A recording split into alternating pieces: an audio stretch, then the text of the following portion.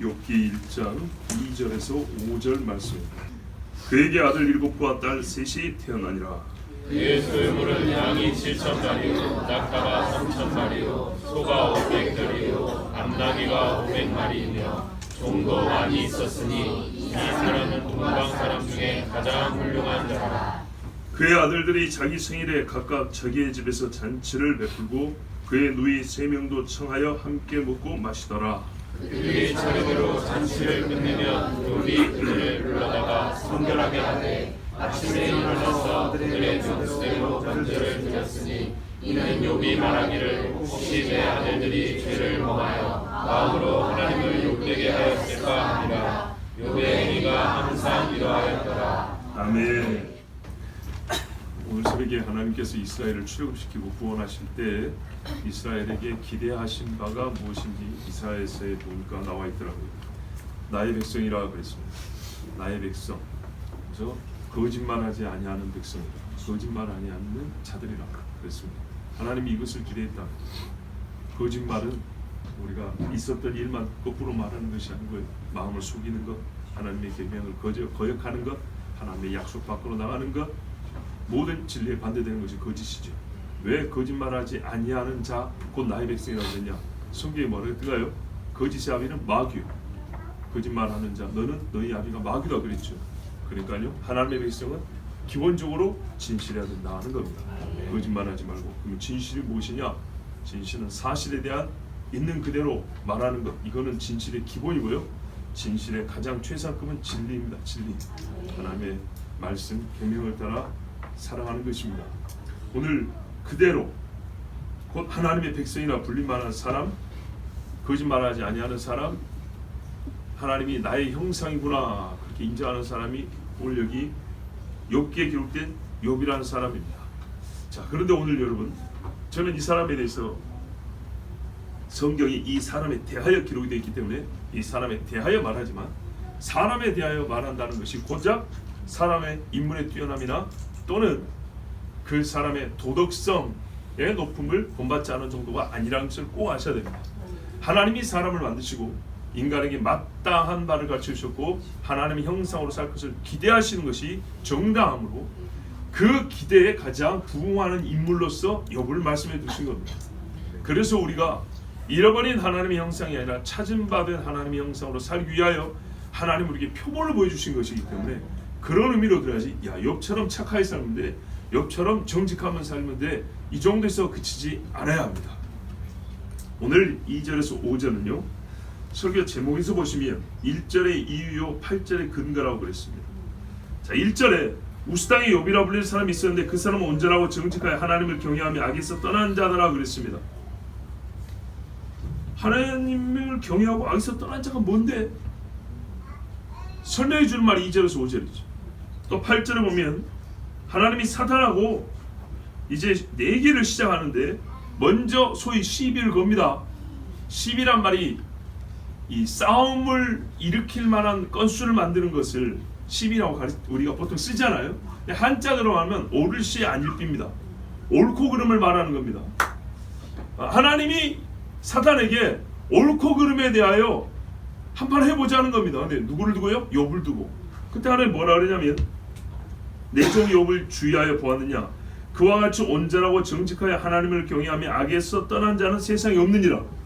아멘. 자, 1절하고 8절하고 사실 같은 말이죠. 그러면 하나님이 사단에게 이렇게 말할 수 있는 근거가 뭔데요? 할 때 2절부터 5절까지입니다. 그러면 똑같은 말이니까 1절에 대한 근거라고 해도 되고 8절에 대한 근거라고 똑같이 근거라고 하지, 또는 증거라고 하지. 왜 제가 1절에 대하여는 이유라고 그랬을까요? 근거란 말도 틀리지 않고 증거란 말도 틀리지 않습니다. 왜? 8절을 보니까 괜찮아요. 8절이 하나님이 욥에 대하여 판단한 내용인데, 사단에게 자랑스럽게 한 말씀인데 그 근거가 벌써 2절부터 5절에 나와 있습니다. 이거를 가지고 사단에게 시비를 걸었단 말이에요. 그러면 8절에 하나님 말씀이 1절에 똑같이 있기 때문에 2절부터 5절까지는 8절의 근거이며 1절의 근거이기도 하다. 맞는 말이죠? 맞는 말입니다. 근데 제가 1절에 대한 왜 이유라고 했냐면 근거, 증거됨을 부정하는 것이 아니고 근거이기도 하고 증거이기도 하고 설명이기도 한데 이유라고 말하는 이유는 바로 여기 이유라는 말이 주는 어감에서 느끼듯이 목적성이 있어요. 목적성. 사실을 진술하는 걸 끝나지 않고 이유라고 할 때는 뭐뭐 때문에 뭐뭇을 위하여 하고 연결됩니다. 목적성이 있어요. 무슨 말이냐? 욥이라는 인물이요 2절과 5절처럼 이렇게 2절에서 5절처럼 살지 않았다면 하나님이 시비를 걸지 않아요. 사람에게. 그리고 그렇게 사는 사람이 아니었다면 욥기라는 책이 처음부터 기록될 일이 없어요. 그죠? 요런 인물이 살고 있었던 거예요. 요런 인물이 실존하여 살고 있었기 때문에 하나님이 그래 요 삶을 가지고 내가 이 땅에 사는 모든 인간에게 하고 싶은 말이 있어요. 메시지가 있는데 너를 사용해야 되겠다는 거죠. 욥이라는 인물이 있어요. 그 사람은 이미 지금 성경 기록대로 2절부터 5절까지 살고 있어요. 요 삶을 살고 있는 그 사람을 가지고 내가 세상의 사람들에게 하고 싶은 말이 있다. 그 하고 싶은 말을 전했다는 목적성이 있죠. 그렇죠? 그 목적을 가지게 된 이유가 여기 있는 거예요. 하나님의 형상으로서 너희는 이런 사람이 되어야 한다. 또는 이렇게 나를 알기를 바란다. 하나님의 아는 지식이 이와 같기를 원한다. 라고 하나님이 말씀하고 싶은 목적을 가졌는데요. 그 목적을 이룰 수 있도록 그 목적을 가지고 글을 쓸 수 있도록 이유를 제시해 준 자가 바로 이 뭔가는 욥이라는 사람이란 말입니다. 욥이라는 사람이 이런 삶을 살고 있었기 때문에 하나님이 이 사람의 삶을 가지고 그 목적을 이루는 글을 쓰기 시작했다 이 말입니다. 사건을 일으키기 시작했다 이 말입니다. 이해가 되시죠?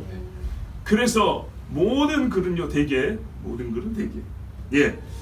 대부분의 글은 서론 첫 문장에 그 글을 쓰는 목적이 직접적 또는 암시적으로 기록이 되어 있습니다. 그 말은 무슨 말이냐면 1절의 말씀이 하나님이 이 땅에 거하는 사람들에게 이 글을 쓴 목적이 여기 안에 들어있다 이 말입니다. 아시겠죠? 예. 어떤 인간들을 원한다고요? 온전하며 정직하며 하나님을 경외하며 악에서 떠난 자를 원하세요. 그런데 이렇게 되려면 어떻게 되냐? 최고의 지식을 알고 있어야 되는 거예요. 하나님을 직접 눈으로 배우는 경험이 있어야 되는 거예요. 거기까지 끌고 가고 싶은 하나님의 목적이 있어요. 예, 이 목적을 이루기 위하여 하나님께서 욥이라는 사람이 사는 그 삶이 이유가 돼요. 이거를 가지고 이 목적을 이루기 위한 글을 쓰기 시작했다 이 말입니다. 이해가 되시죠?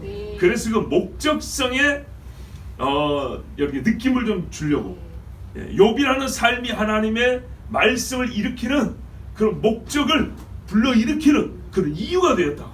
그래서 제가 2절부터 5절을 1절의 이유 이렇게 말했고 8절에 대한 근거라고 좀 이렇게 달리 표현한 겁니다. 자 이제 본문을 볼게요. 어떤 사람이었냐? 어떻게 살았길래 하나님이 이 사람을 가지고 메시지를 하나님이 인생에 주고 싶은 말씀을 전하려고 뜻을 정하셨냐? 욥이요 아들 7 딸 3이 태어나니라 그랬어요. 결혼했다는 얘기죠. 그래요 여러분 결혼하십시오. 정말로요. 네. 이런 이야기는 100번 1000번 들어도 재밌죠. 막. 네. 딱 한 번은 끝납니다. 결혼하시고. 그런데 이 말의 어감이 참 중요해요. 아들 7과 딸 3이 태어나니라. 그러니까는 1절부터 보면 뒤에 자녀들을 어떻게 키운지가 나와 있죠. 그런데 악에서 떠난 거는 결혼한 다음부터 했을까요? 결혼한 다음부터 애들이 태어나니까 이제부터 신앙생활 똑바로 해야지 정신 차리지 그랬을까요? 그 말이 아니에요. 여기 어감을 잘 돼. 태어나니라.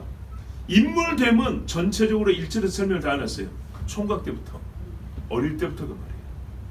어릴 때부터 정직하고 어릴 때부터 하나님 앞에 악에서 떠난 삶을 사는 중에 하나님이 복주사 아내를 얻었고 자녀를 10명을 낳았다 이 말입니다. 그렇기 때문에 어떻게 해요? 이제 그 자녀들은 자기가 살아온 대로 가르치고 하나님을 경외하는 그 삶의 방식대로 따라오게 하겠죠. 자녀 낳는다고 갑자기 믿음이 좋아질 것 같으면 10명 넘게 한다스 자녀 낳은 집은 믿음이 엄청 좋겠네요. 보너스까지 받아가지고. 안 그러죠? 그런 게 아닙니다. 10명의 자녀가 생활하는 거나 그들을 가르치는 거 보면 욥은요 본인이 어릴 때부터 그렇죠. 자기 조상에서부터 받은 믿음이니까 어릴 때부터 이렇게 살아왔던 것이고 그 가운데 자녀를 낳으니까 첫째부터 열째까지 공이 똑같이 가르쳤다는 겁니다. 여러분 첫째부터 열째까지면 아무리 빨라도 10년입니다. 그죠? 10년을 가르치는 동안에도 최소한 안 변했다는 얘기고 야들이 나중에 커가지고 지금 자기들끼리 장치하죠. 성령이 됐다는 얘기입니다. 그러면 어림잡아 30년 40년 동안 이 신앙을 지켰다는 얘기입니다. 최소한. 자, 하나님이 복 줬어요. 다자녀. 시편 127편 3절에 말했어요. 태의 기업 여호와의 주신 상급이라고 그랬죠. 예. 자녀를 그렇게 많이 낳아야 되는데 왜 안 낳으시려 합니까? 하나님 주신 상을 안 받고 싶습니까? 초등학교 때 우등상 받은 거는 아직도 누런 그 상장을 모아놓으면서 하나님 주신 상은 왜 안 받으시려고 그랬어요? 예. 우리 상이 지금 잘 자고 있는데 깨워줘. 자, 형통함을 보여주는 대표적인 예가 바로 다자녀입니다. 생각해 보세요. 그죠? 이건 뭐 긴 설명이 필요가 없습니다. 그리고 여러분 자녀가 있다는 게 얼마나 좋냐? 내가 믿음이 있어요. 우리 집에 내가 보화가 있으면 죽을 때 남이 가져갈까봐 자식한테 물려주면 기분 좋죠. 내가 니를 주고 죽어야지. 이런데 말입니다. 내가 이 세상에 어떤 보화보다 귀한 걸 갖고 있는데 여호와를 경외하는 믿음이란 갖고 있는데 이걸 여러분 줄 사람이 없이 떠난다. 슬프지 않으세요? 줄 사람이 있다는 것도요. 죽는 그 순간에 넘겨주는 게 아닙니다. 세상의 물건은 바지는 죽는 그 순간에 며칠 전에 힘 있을 때 빼갖고 넘겨주지만 신앙은요. 뱃속에 있을 때부터 40년 50년을 계속 넘겨줄 수가 있습니다. 그 귀한 걸 얼마나 좋습니까? 자식의 영혼을 주께로 인도하는 역할을 하는 그 즐거움을 평생 맛볼 수 있습니다. 경건의 삶을 전수하고 가르치는 거 참 재밌죠? 가르칠 자녀가 있다. 얼마나 큰 복을 받았습니까? 그리고요, 이 자녀들이 어떻게 합니까? 받았다고 공개해 줍니다. 어버이날 꽃 따라주는 자녀가 있죠. 생일날 챙겨주는 자식이 있죠. 여러분 좋습니까? 안 좋습니까? 좋죠. 그리고 그 자녀들이 여호와를 경외하며 산다면요, 내가 아플 때 기도하고 키운 아이가 내가 병드니까 그 아이가 나를 위해 기도해 준다. 여러분 이보다 큰 즐거움이 어디 있고 행복이 어디 있습니까? 세상에 좋은 꽃들이 향이 납니다. 그런데요, 가요에도 그런 말 있죠. 사람이 꽃보다 아름답다고. 그죠? 생긴 것만 아름다운 줄 아십니까? 사람에서 나는 향기는 꽃보다 훨씬 좋습니다. 그 영혼이 아름다운 사람은요, 영혼에서 나는 향기가 있어요. 근데 그 꽃을 내가 직접 갖고도, 화초를 갖고도 막 자라고 한번 보라고 하는데, 자식을 좋은 향이 나게 만들어 이렇게 키워가지고 여러분 데리고 다니면 얼마나 좋습니까? 그래서 성경에 뭐래요? 젊은 자의 자식은 전통에 가득한 화살 같대요. 빼서 땡기면은 적을 물러뜨릴 수 있는 화살 같다는 거예요. 거짓말이 아닙니다. 여러분 남 이야기 안 하고 제 이야기 할게요. 우리 집에 아들놈들 둘이 있잖아요. 제가 어떻게 표현하냐면, 가정 예배 드릴 때 사자 새끼들 모여라 이러면 이제 모인단 말입니다. 그러면 어떤 느낌이냐면, 여러분 그 동물의 왕국 같은 거 보면 수사자, 아빠 사자는 갈기가 막 이렇게 있잖아요. 근데 새끼 사자들도 수컷들이 이제 갈기가 나기 시작하잖아요. 사람 수염 이렇게 나기 시작하는 것처럼 갈기가 조금씩 나기 시작하는 그런 수사자들이 등치는 거의 비슷비슷해져 가요. 근데 갈기에서 차이가 나거든요. 사자도 어린 티가 나요. 그런 사자들이 이렇게 아빠하고 같이 비비면서 이렇게 다니잖아요. 자꾸 그게 떠올라요. 여러분 사자라는 짐승이 얼마나 참, 왜 성경에서 사자인가? 1대1로 싸우면 호랑이나 사자랑 호각세인데 왜 사자 하는가? 사자는요, 고모 이모들끼리 새끼들 젖을 나눠 먹여요. 희한하죠? 예, 다른 짐승들은 그런 거 없잖아요.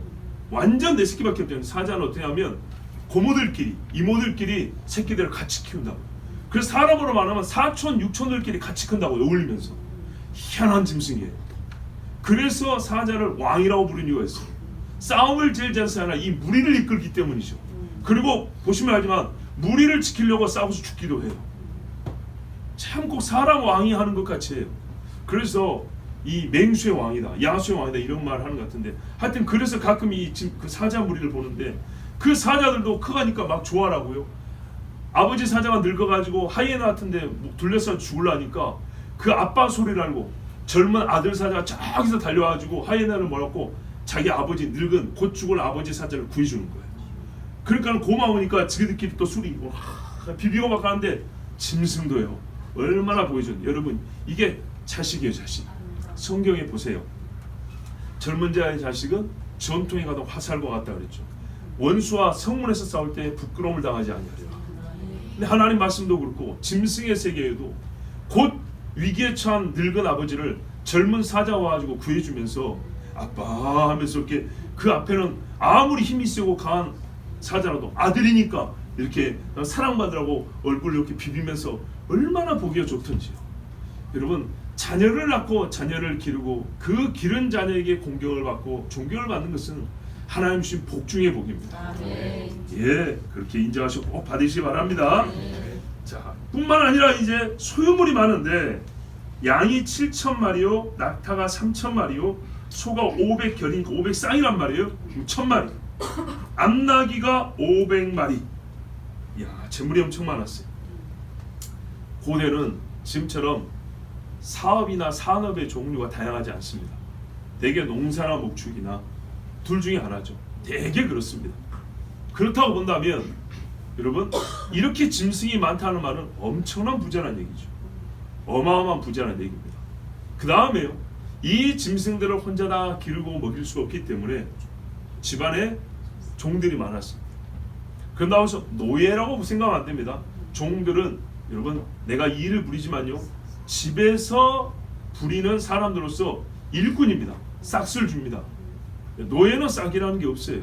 근데 이 사람들은 같이 거주하면서 싹쓸 받는 그런 사람들입니다. 노예하고 종은 다릅니다. 근데 악한 주인은 종을 노예처럼 부리는 건데요.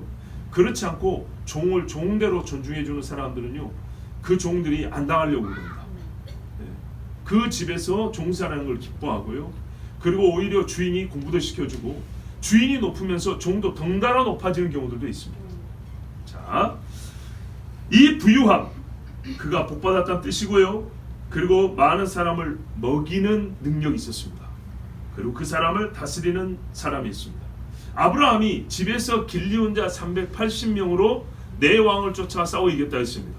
그렇죠. 이 사람들은요 충성을 맹세한 마치 그 충성스러운 군인 집단처럼 그렇게 주인에게 아주 그 이제 친아들은 아니지만 부모 자식처럼 그렇게 지냈던 것을 예전에 그 고대 사람들 볼 수 있는데 그렇게 살았던 겁니다.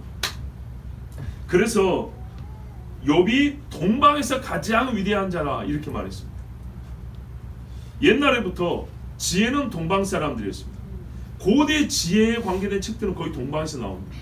뿐만 아니라 좋은 산물들도 동방에서 나왔고 문명의 발달하는 것도 동방에서 일어났고 지식이 많은 사람들도 동방 사람들입니다. 지금이야 우리가 지금 현대에 태어나서 그렇지만 알렉산더 대왕 이전까지는 동방이 훨씬 더 서방보다 잘 살았고 그 이후에도 마찬가지입니다. 중국으로 사람들이 유럽 사람들이 들어와서 봤지만 당시 유럽에 비해서 중국은 아주 앞서 나가는 나라였습니다.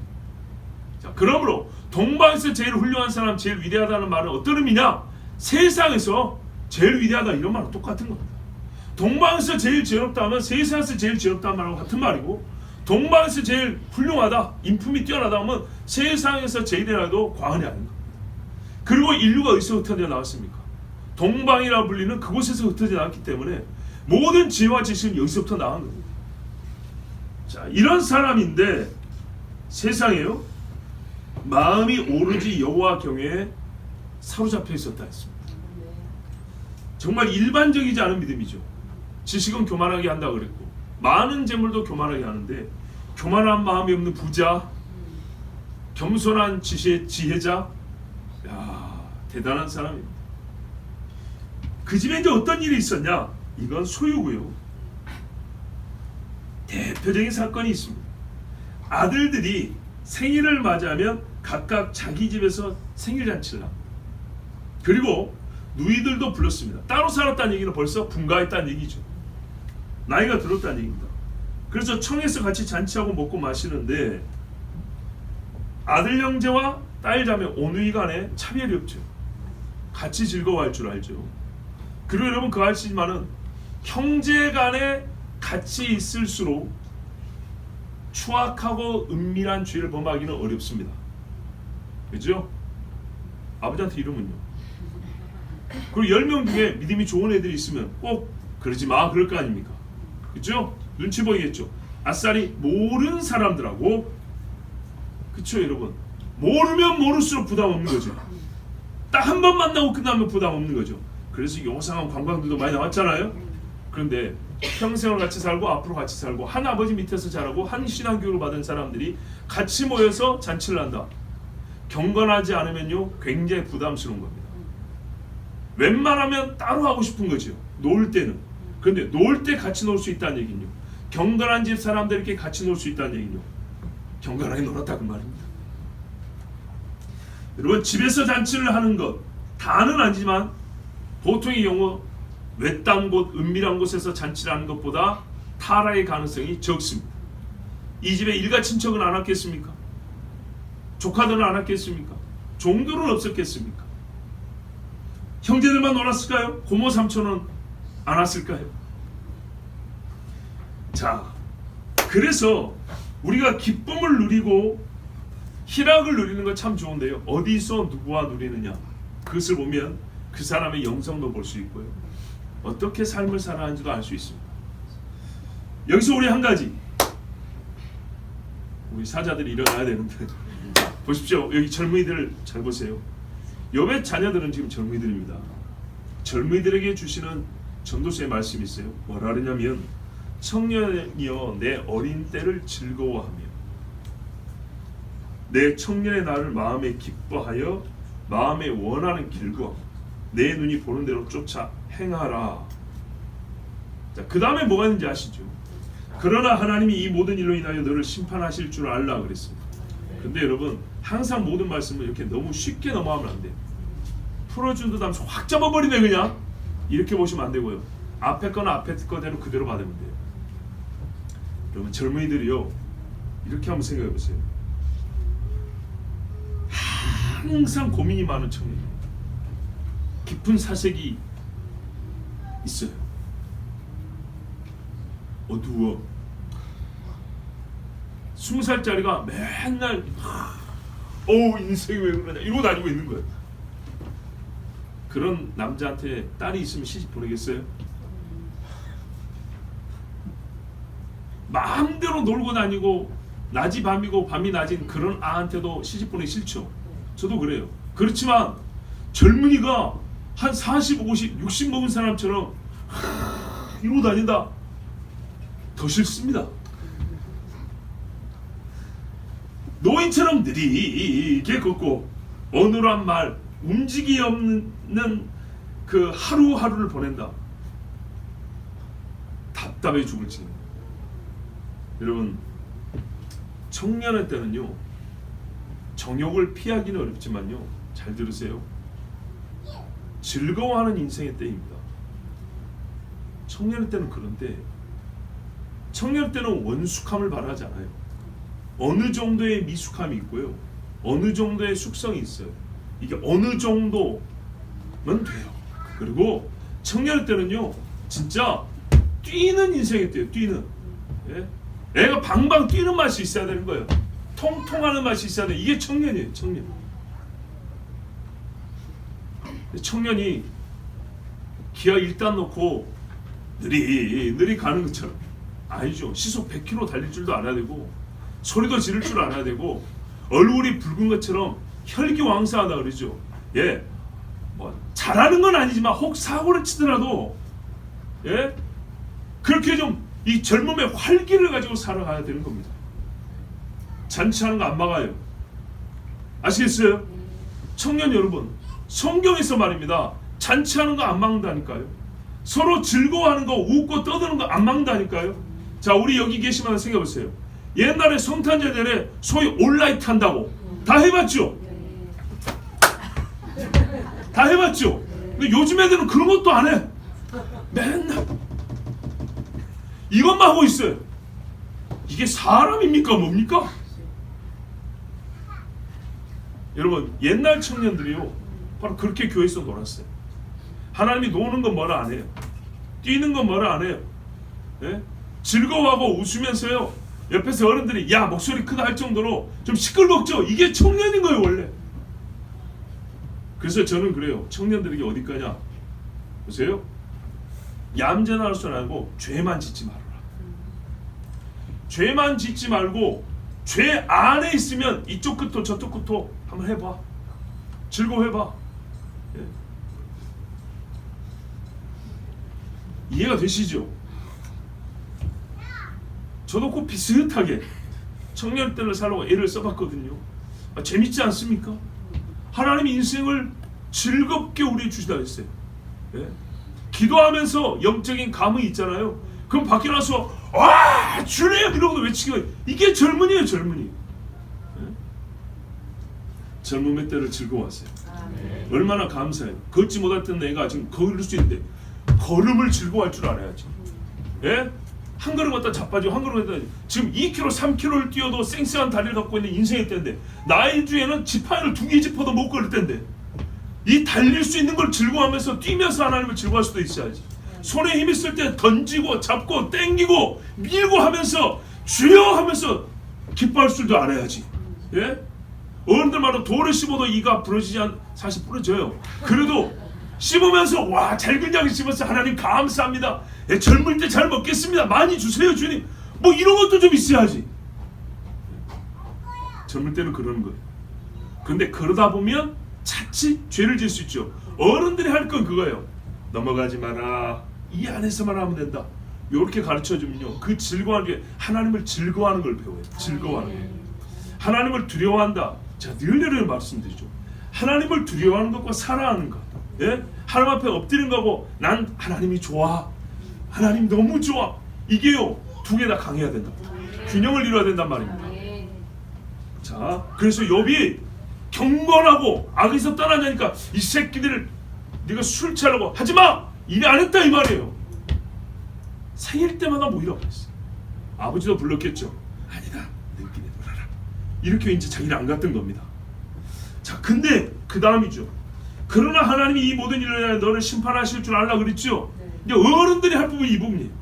애들이 놀 수 있도록 도와주고, 그 젊음의 때를 즐거우면서 하나님을 높일 수 있도록 자리를 마련해주고 기회를 주고, 그 다음에 5절 보세요. 잔치 끝나면 혹시 불러다가 너희 죄 졌냐?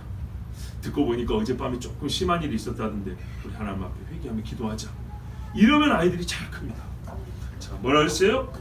차례대로 잔치를 끝내면 욥이 그들을 불러다가 성결하게 하되, 아마 목욕도 시켰겠죠. 준비 기도도 시켰겠죠. 아침에 일어나서 그들의 명수대로 번제를 드렸다 그랬어요. 여러분, 참된 믿음은요 항상 그리고 반드시 집에서부터 드러납니다. 아멘. 자녀들에게 어떻게 행하는지, 부모가 어떻게 본보기를 삼는지 보면 그 사람과 그 집의 믿음을 볼 수가 있습니다. 제사장이었습니다, 욥은. 그죠?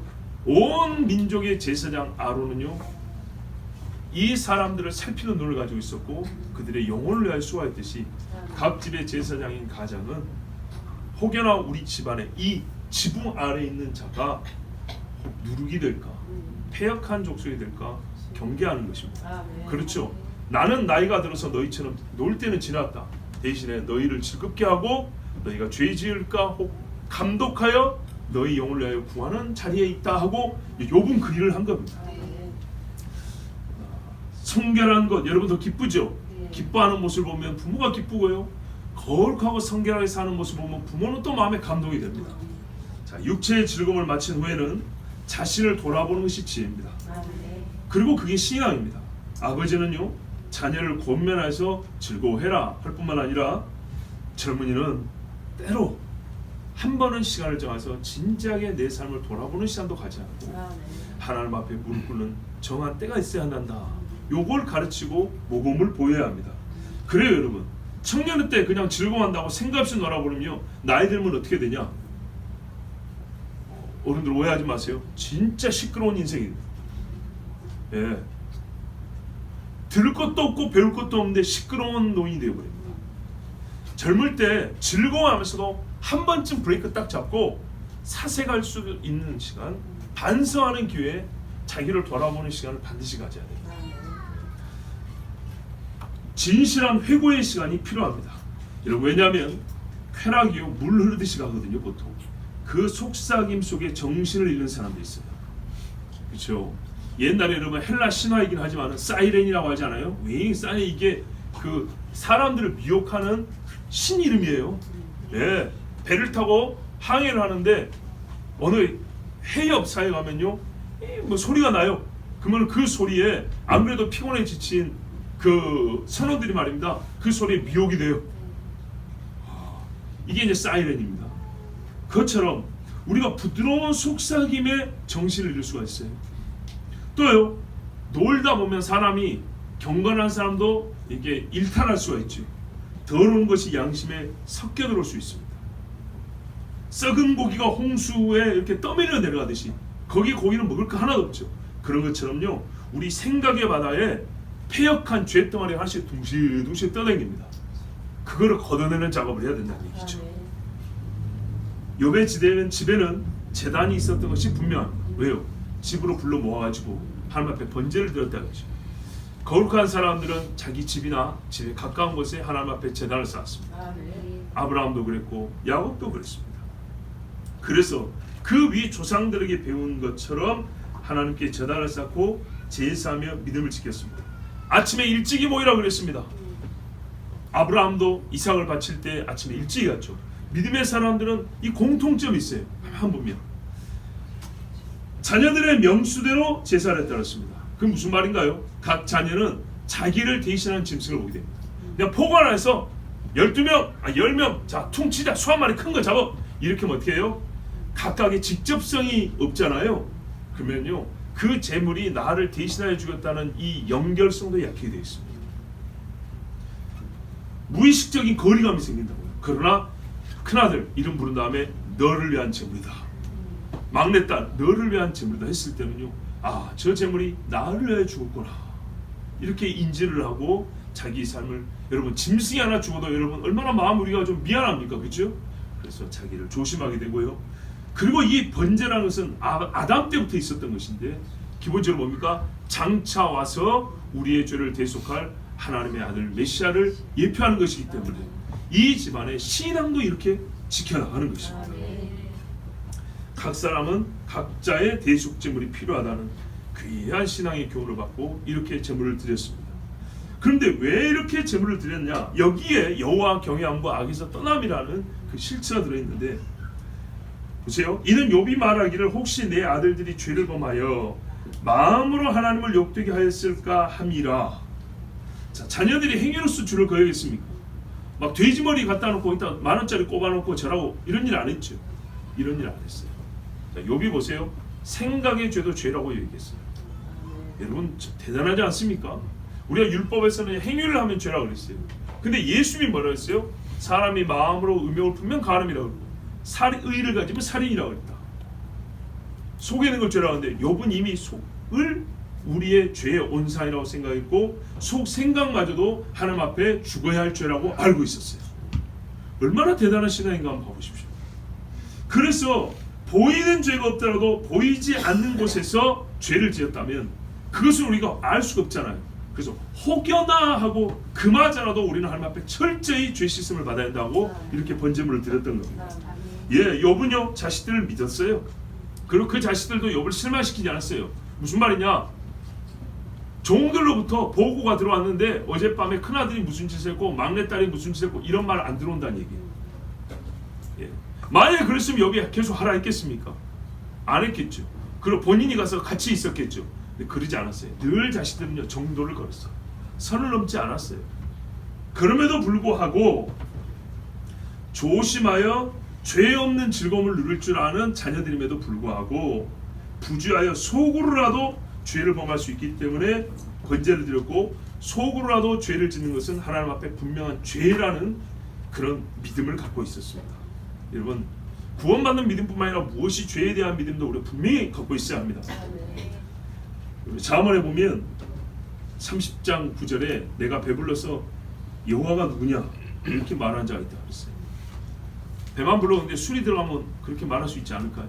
신명기 8장에도 네가 먹어서 배불리고 아름다운 집을 짓고 거하게 되면 내 우양이 번성하고 은금이 증식하면 내 마음이 교만하여 하나님 여호와를 잊어버릴까? 또 내가 내 능과 내 손으로 나를 구원하였다 할까? 이게 모세가 걱정하는 바였어요. 하나님이 염려하는 바였어요.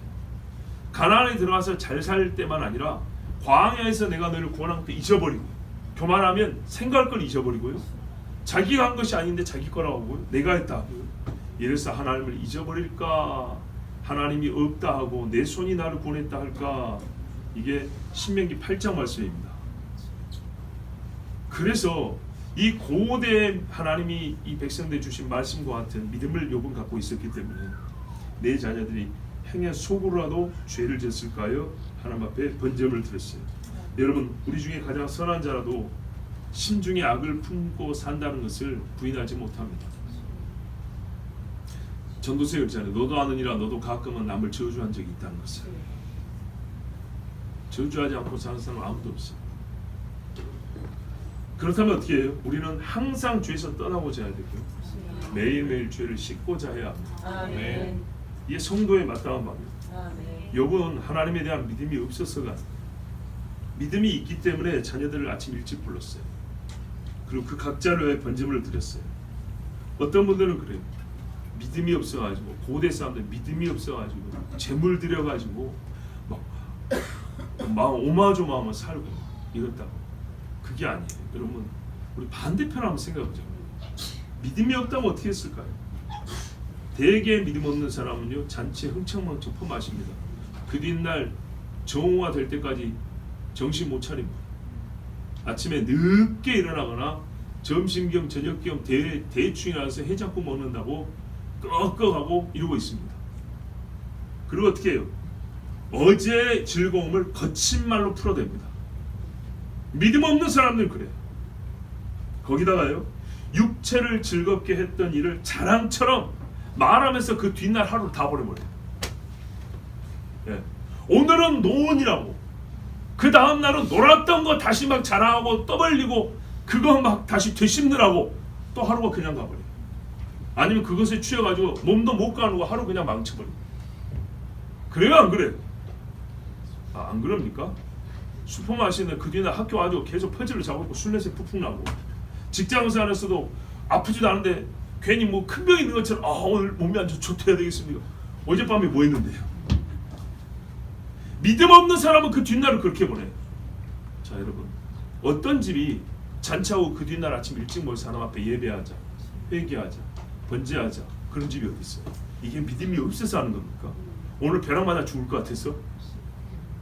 아닙니다. 믿음이 있어서 하는 겁니다. 그러므로 여기서 갑자기 우리 칭의교리를 꺼내가지고 욥이 믿음이 없는 사람이고 율법주의에 빠진, 율법 없던 시대에요, 하나님이 창조로부터 주신 말씀과 선한 양심에 따라 이렇게 신앙생활한 것이지. 예, 여러분, 그렇게 갑자기 교리를 꺼내가지고 욥을 정죄하는 사람들이 가끔 있는데, 이 사람들은 정말 성결한 삶이 무엇인지 잘 모르는 사람, 성결이 무엇인지 살아본 적이 없는 사람. 의롭다 여김을 받는 믿음은요, 여러분, 의로운 삶과 함께합니다.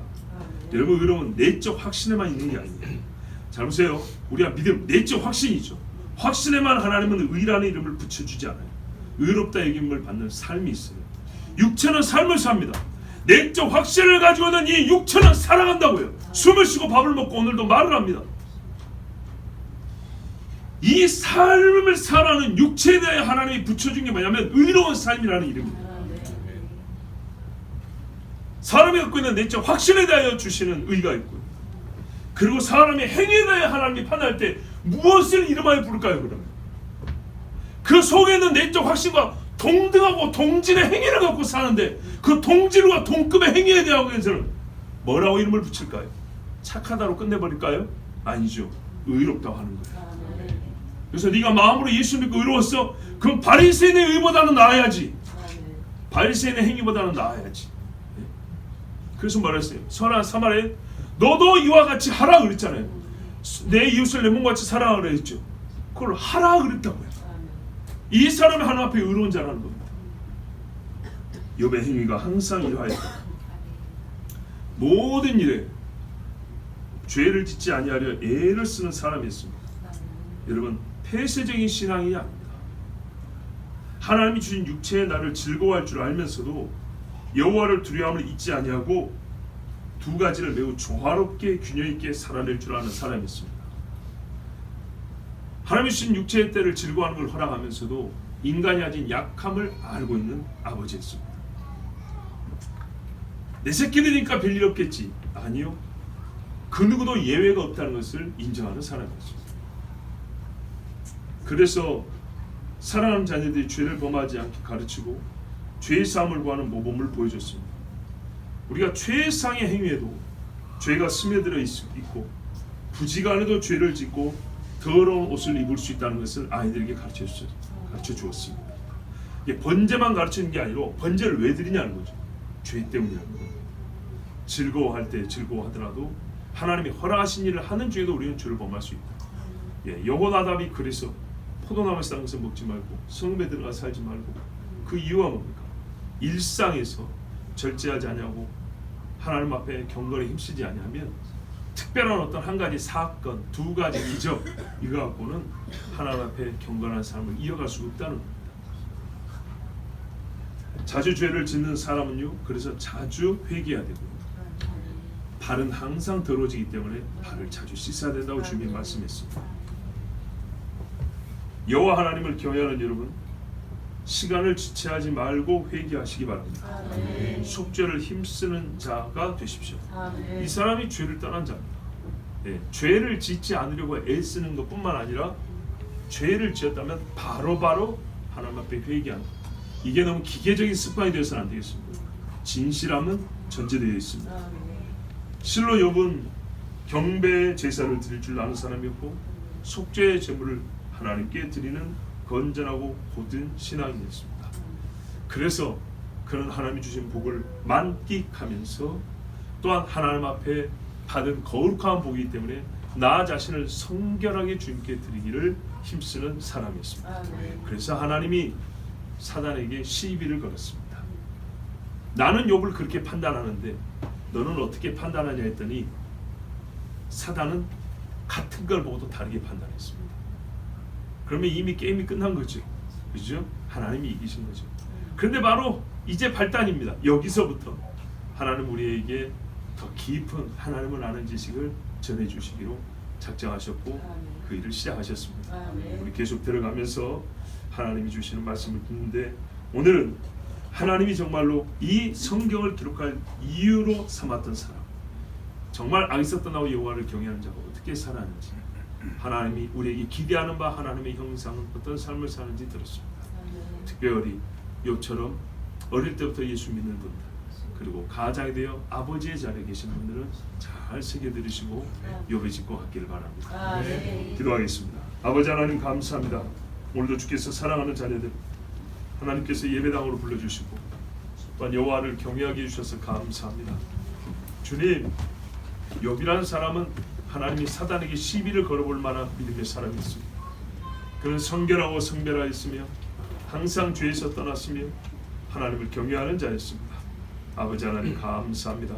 거룩하신 주께서 오늘 우리의 마음도 욥의 마음도 갖게 하여 주사 하나님을 경외하며 사랑하게 하여 주시고, 주님 우리 주변의 많은 식구들 또한 형제자매들 죄에 빠질까 정말 그 영혼을 위하여 간구하게 하여 주시고, 우리 각자 항상 죄를 범하였다면 늘 주님 앞에 바로 죄의 사함을 구하고 주여 내가 잘못했습니다 시인하여 정결함을 받는 주의 백성들이 되게 하옵소서. 아멘. 특별히 우리 청년들 하나님 주신 젊음의 때 젊음을 가지고 하나님을 섬깁니다.